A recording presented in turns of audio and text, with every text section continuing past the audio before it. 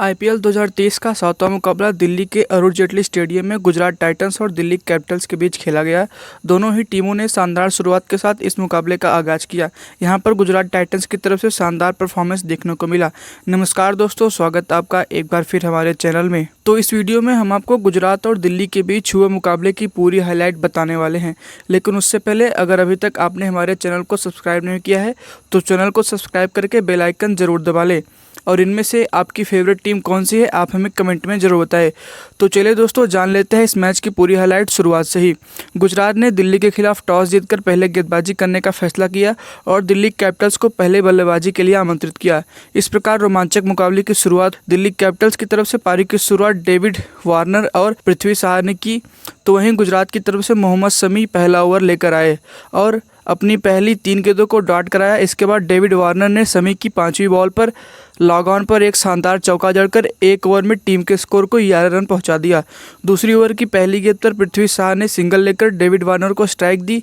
इसी ओवर की तीसरी गेंद पर वार्नर ने 2 रन लिए और चौथी गेंद को जोशुआ लिटिल ने डॉट करा दिया और ओवर की लास्ट गेंद पर वार्नर ने शानदार चौका जड़कर 2 ओवर में टीम के स्कोर को 20 रन पहुंचा दिया बिना किसी नुकसान पर। इसके बाद तीसरी ओवर में मोहम्मद शमी ने शुरुआत में ही 3 वाइड दिए और पहली ही गेंद पर पृथ्वी शॉ ने शानदार चौका लगा दिया। दूसरी गेंद शमी ने डॉट करा दी और तीसरी गेंद पर पृथ्वी शॉ ने शानदार शॉट लगाकर 2 रन लिए। ओवर की चौथी गेंद पर 6 रन मारने की कोशिश में पृथ्वी शॉ बाउंड्री पर खड़े अल्जारी जोसेफ को कैच थमा बैठे और इस प्रकार दिल्ली कैपिटल्स को लगा पहला झटका। और इस प्रकार मोहम्मद शमी ने तीसरे ओवर में गुजरात टाइटंस को बड़ी सफलता दिलाई। पृथ्वी शॉ महज 5 गेंदों पर 7 रन बनाकर पवेलियन लौट गए। नंबर 3 पर उतरे मिचेल मार्श और डेविड वार्नर ने मिलकर पारी को संभाला और 4 ओवर में टीम के स्कोर को 33 रन तक ले गए 1 विकेट के नुकसान पर। इसके बाद मोहम्मद शमी 5वां ओवर लेकर आए और पहली गेंद पर मिचेल मार्श ने ऑफसाइड पर शानदार चौका लगाया, लेकिन ओवर की दूसरी गेंद को वो संभाल नहीं पाए और मोहम्मद शमी ने उन्हें क्लीन बोल्ड मार दिया और मिचेल मार्श केवल 4 गेंदों पर 1 चौके की मदद से 4 रन बनाकर पवेलियन लौट गए। इस प्रकार मोहम्मद शमी ने टीम को दूसरी सफलता दिलाई। डेविड वार्नर का साथ देने के लिए सरफराज खान क्रीज पर उतरे और इस प्रकार दिल्ली कैपिटल्स का स्कोर 5 ओवर में 47 रन 2 विकेट के नुकसान पर। 6वां ओवर लेकर आए हार्दिक पांड्या की दूसरी गेंद पर वार्नर ने लॉन्ग ऑफ पर शानदार चौका लगाकर 6 ओवर में टीम के स्कोर को 52 रन पहुंचा दिया 2 विकेट के नुकसान पर। अगली ओवर की चौथी और 5वीं गेंद पर वार्नर ने अल्जारी जोसेफ को 2 चौके जोड़े और इस प्रकार टीम का स्कोर 7 ओवर में 63 रन 2 विकेट के नुकसान पर। गुजरात को दोहरी सफलता अल्जारी जोसेफ ने दिलाई। उन्होंने 9वें ओवर की दूसरी गेंद पर दिल्ली के कप्तान डेविड वार्नर को आउट कर दिया। वार्नर महज 32 गेंदों पर 37 रन बनाकर पवेलियन लौट गए और इसी ओवर में वार्नर के बाद रिले रूसो भी आउट हो गए। अल्जारी जोसेफ की वह उछाल गेंद को रूसो संभाल नहीं पाए। गेंद उनके बल्ले से लगकर पॉइंट की तरफ चली गई और राहुल तेवतिया ने आगे बढ़कर शानदार कैच लिया। इस प्रकार दिल्ली का स्कोर 9 ओवर में 4 विकेट पर 70 रन। अभिषेक परोल और सरफराज खान ने मिलकर पारी को संभालते हुए सिंगल डबल के साथ 11 ओवर में टीम के स्कोर को 88 रन तक ले गए 4 विकेट के नुकसान पर। इसके बाद गुजरात टाइटंस के 12वें ओवर में लास्ट गेंद पर अभिषेक परोल ने शानदार छक्का लगाकर टीम के स्कोर को 100 रन के पार पहुंचा दिया 4 विकेट के नुकसान पर। 13वें ओवर की दूसरी गेंद पर राशिद खान ने अपने पहले ही ओवर में अभिषेक परोल को बोल्ड कर दिया। दिल्ली कैपिटल्स को लगा बड़ा झटका। परोल महज 11 गेंदों पर 20 रन बनाकर पवेलियन लौट गए। सरफराज खान का साथ देने के लिए अक्षर पटेल क्रीज पर उतरे। दिल्ली कैपिटल्स का स्कोर 13 ओवर में 107 रन 5 विकेट के नुकसान पर। अक्षर पटेल और सरफराज खान शानदार परफॉर्मेंस करते हुए 16 ओवर में टीम के स्कोर को 126 रन पहुंचाया 5 विकेट के नुकसान पर। इसके बाद 17वें ओवर में मोहम्मद सिराज भी आउट हो गए। राशिद खान की दूसरी गेंद पर जोशुआ लिटिल ने शानदार कैच लिया और सिराज को 34 गेंदों पर 30 रन बनाकर पवेलियन जाना पड़ा।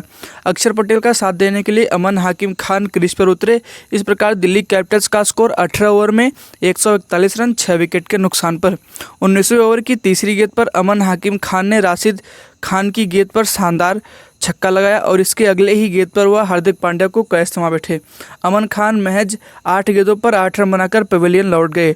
19वें ओवर की पहली गेंद पर अक्षर पटेल ने शमी को शानदार छक्का लगाया। शमी ने दूसरी बॉल डाट कराई। तीसरी बॉल पर अक्षर पटेल ने 2 रन लिए और चौथी गेंद पर शानदार छक्का लगाने की कोशिश में बाउंड्री पर खड़े मिलर को कैच थमा बैठे। इसके बाद अरिश नटर्जी ने लास्ट बॉल पर शानदार चौका लगाया और यहाँ पर दिल्ली कैपिटल्स ने 20 ओवर में 8 विकेट के नुकसान पर 162 रन बना लिए। और यहाँ पर दिल्ली कैपिटल्स ने 20 ओवर में 8 विकेट के नुकसान पर 162 रन बना लिए और इस प्रकार दिल्ली कैपिटल्स ने गुजरात टाइटंस को 163 रन का लक्ष्य दिया। तो वही हम बात करें गुजरात टाइटंस की, तो गुजरात टाइटंस की तरफ से रिद्धिमान साहा और सुमन गिल ने पारी की शुरुआत की और दोनों ने बिना सिंगल डबल के केवल चौकों व छक्कों के साथ 2 ओवर में 22 रन बना लिए। इसके बाद तीसरे ओवर में गुजरात टाइटंस को लगा पहला झटका। नटर्जी ने तीसरी ओवर की पहली ही गेंद पर साहा को बोल्ड मार दिया और दिल्ली कैपिटल्स को दिलाई पहली सफलता। इसके बाद सुमन गिल का साथ देने के लिए साई सुदर्शन नंबर 3 पर उतरे। दोनों बल्लेबाजों ने 6 गेंदों पर 8 रन की साझेदारी करते हुए 3 ओवर में 30 रन बनाया 1 विकेट के नुकसान पर।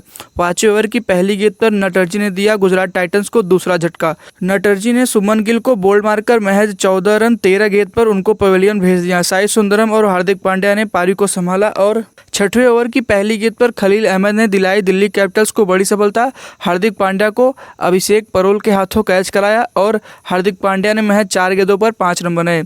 नंबर 4 पर विजय शंकर उतरे। पावर प्ले खत्म हुआ। गुजरात टाइटंस का स्कोर 6 ओवर में 54 रन 3 विकेट के नुकसान पर।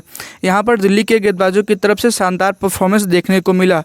महज 6 ओवर में दिल्ली के गेंदबाजों ने 3 विकेट अपने नाम कर लिए।